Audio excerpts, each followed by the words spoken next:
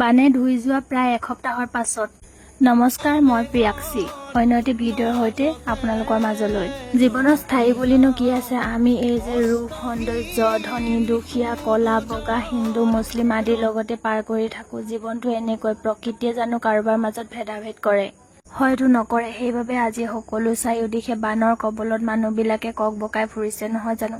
এই বিপদৰ সময়ত এটা কথা বাৰুকৈ উপলব্ধি কৰিলো যে সকলোবিলাক যদি মিলি একগোট হৈ থাকিব পৰা যায়, তেনেহলে বিপদবিলাকো হাঁহি মুখে পাৰ কৰিব পাৰি।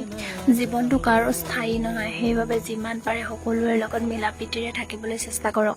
বৈবাহিক জীৱনৰ প্ৰায় এবছৰৰ পাছত নিজৰ সৰু ঘৰখন পানীৰ কবলত এনেকৈ ডুব যোৱা দেখাটো বৰ সহজ নাছিল মোৰ বাবে। মা, দেউতা, ভণ্টি, আইতা, মানুহজনৰ সৈতে সৰুকৈ সজাই লোৱা মোৰ ঘৰখন এনেকৈ পানীৰ কবলত ডুব গৈছিল।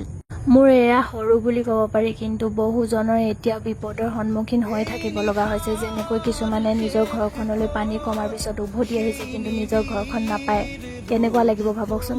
কিছুমানে তেওঁলোকৰ মাক, দেউতাক, ভনী, ককাই, খুৰা, খুৰী, মাহী, পেহী আদিক হেৰুৱাইছে। ইয়াতকৈ ডাঙৰ যন্ত্ৰণা আৰু কিবা প্ৰয়োজন আছেনে?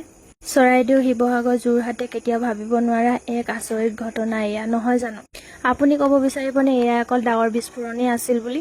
আজি এসপ্তাহৰ পিছত মোৰ এই সৰু ৰুমটো এনেকৈ আহোঁ নাহোঁকৈ ওলাই আহিছোঁ আজি কৰ্মস্থলীলৈ বুলি। বানে দেখা দিয়া 7 দিনৰ পাছত বাহিৰলৈ ওলাই দেখোঁ যে ৰাস্তাই এতিয়া মানুহৰ বাবে বাসগৃহ হৈ পৰিছে। এটা কথা সৰুকৈ হ'লেও উপলব্ধি কৰিছোঁ যে প্ৰকৃতিক বিনষ্ট আমিয়ে কৰিছোঁ, যাৰ ফলত প্ৰকৃতিয়ে আমাক বিনষ্ট কৰিবলৈ বাধ্য হৈ পৰিছে। এনে পৰিস্থিতিৰ পাছত আকৌ এবাৰ যে বানৰ সৃষ্টি নহ'ব এয়াতো নহয়, সেইবাবে আমি সজাগ হ'ব লাগিব। মনত হাজাৰটা প্ৰশ্নবোধকৰ সৈতে আজিলৈ আহোঁ। ধন্যবাদ।